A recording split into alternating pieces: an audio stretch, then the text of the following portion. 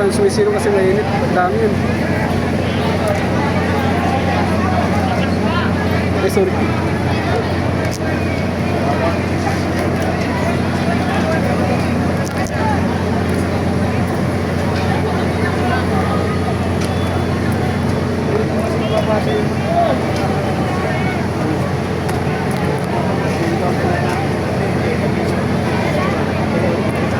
Isang mainit at mapagpalayang araw ng mga kagawa para sa lahat na nandito ngayon.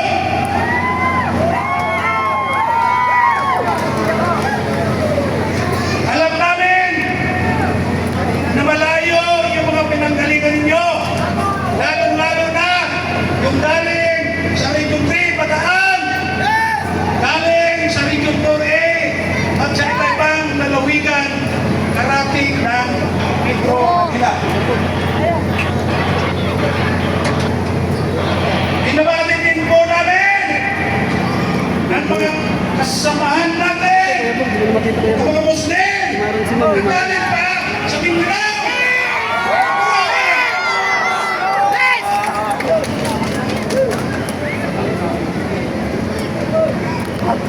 Konting tiyaga lang. Mainit po, mainit. Pero kasama po yan sa pagkikipaka sapagkat marami pa tayong maharapin na pagkikipaka. Kaya itong araw na ito, panimula lang po ito. Panimula lang. Alam niyo po, ito ibabalita ko na sa inyo para matuwa naman kayo. In-interview ako ng JB kanina doon. Bago tayo umalis, umikot muna sila yung mga reporter. Para mo ang unang tanong sa akin, attorney, ano bang grupo ito? Sabi ko, ito ay isang federasyon, asosasyon ng mga manggagawa dito sa atin. Eh bakit pa may mga maiisok dyan? Sabi ko,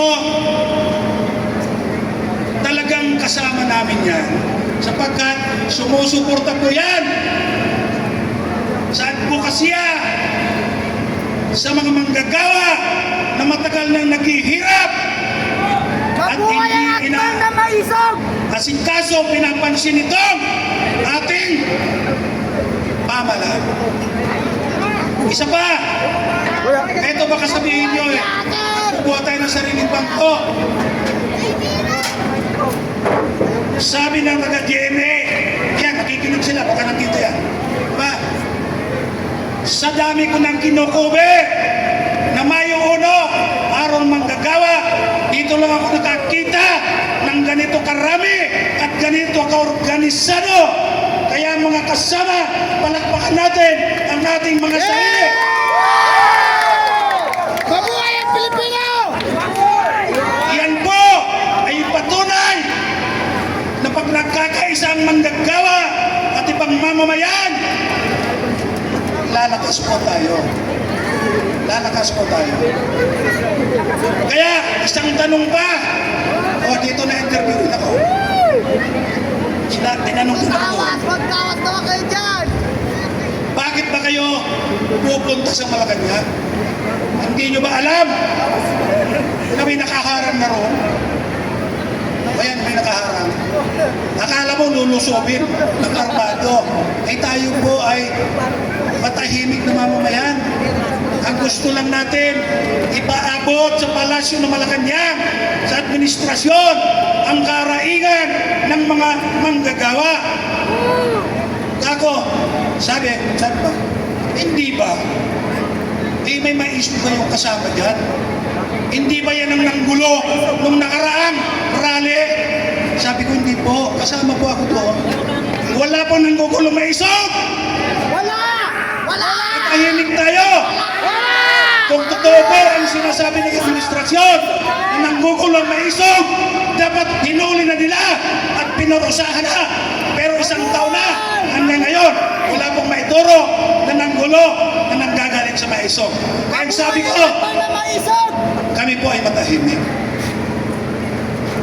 At bakit naman pumunta kayo sa Malacanang? Diba? may harama, pupunta kayo ron. May barikada. Sabi ko, kikita niyo yung barikada. Oh. May 1 kilometro ba yan? Galing sa Malacanang. Ako, hindi pa mga tanda. Sanay ko sa rally. Nag-umpisa ako mag-rally. Walang ganitong klaseng barikada rito. Ang barikada nandoon sa Mindula. Kauna-una ang pagkakataon na inaharang tayo itong gobyerno ito. Na ang ibig sabihin, mga kasama, takot na itong administrasyon ito sa mga mamamayan at lalong-lalo na sa mga manggagawa. Tama! Ganyan.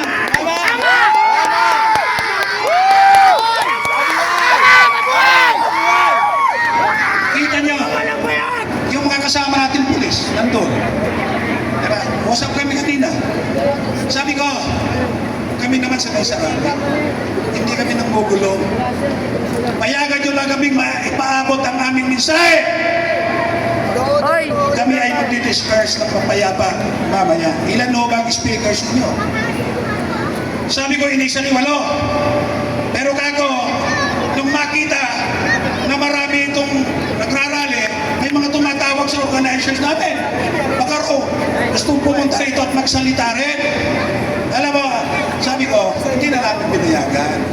Sapagkat malamang sa malamang, yung oras na nandito tayo, kulang yan para sa mga manggagawa. Kaya tayo na lang magsasalita. Kasama natin yung mga taga-Mainso.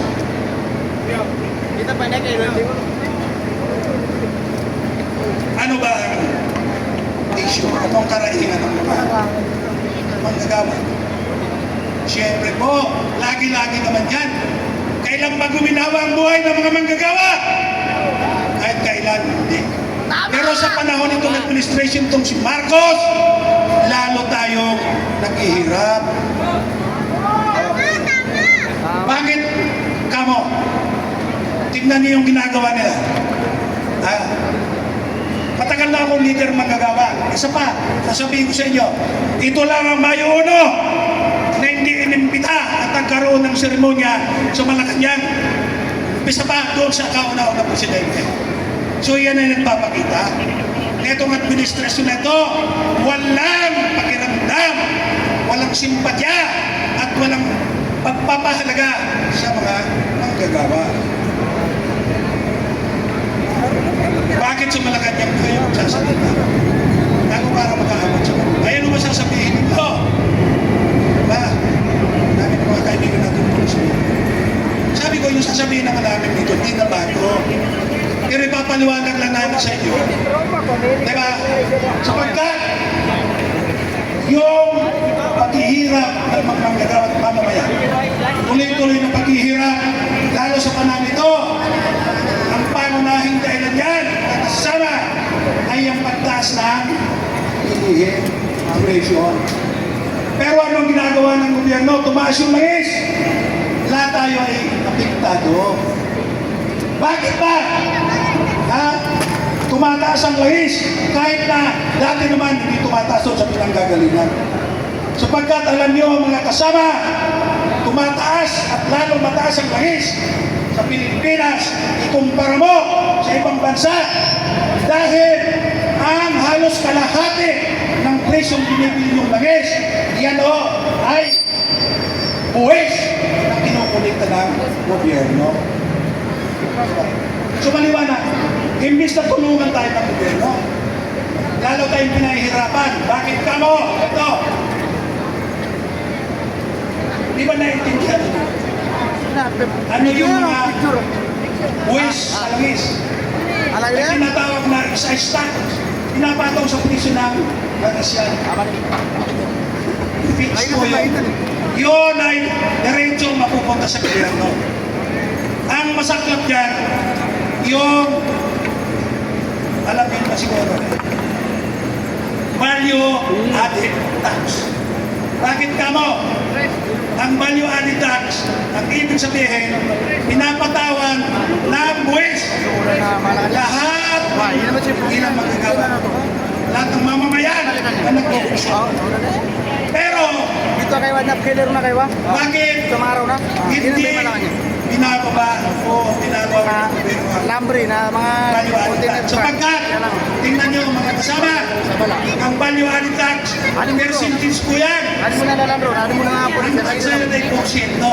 Ibig sabihin, pag lumaki ang presyo ng langis, lalaki ang kukulitahin ng gobyerno.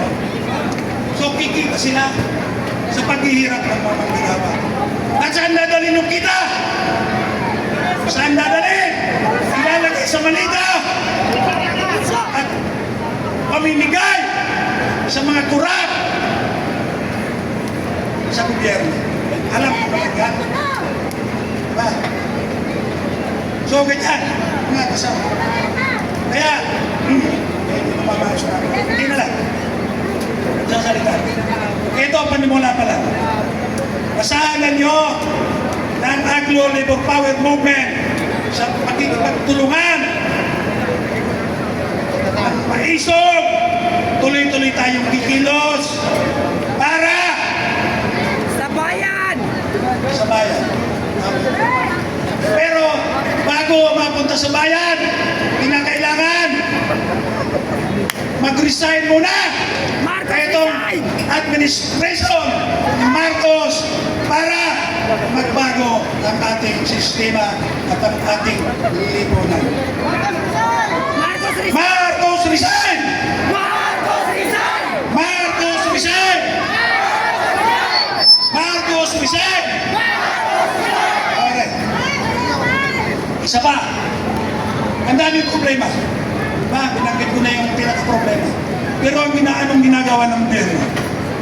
Impeachment sa Vice President Sara Duterte.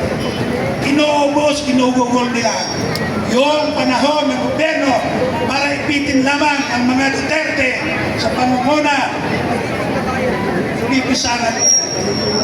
Kaya mga kasama, tuloy-tuloy po tayo. Tuloy-tuloy tayo. Panimula lang po ito, inaasahan namin yung mga nandito ngayon, galing probinsya, galing Mindanao.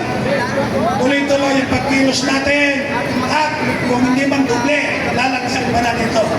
Maraming salamat! Mabuhay ang mga manggagawa! Mabuhay ang mga mamamayang Pilipino! Mabuhay ang mga kasama nating Muslim! Mabuhay sa Mindanao! Mabuhay!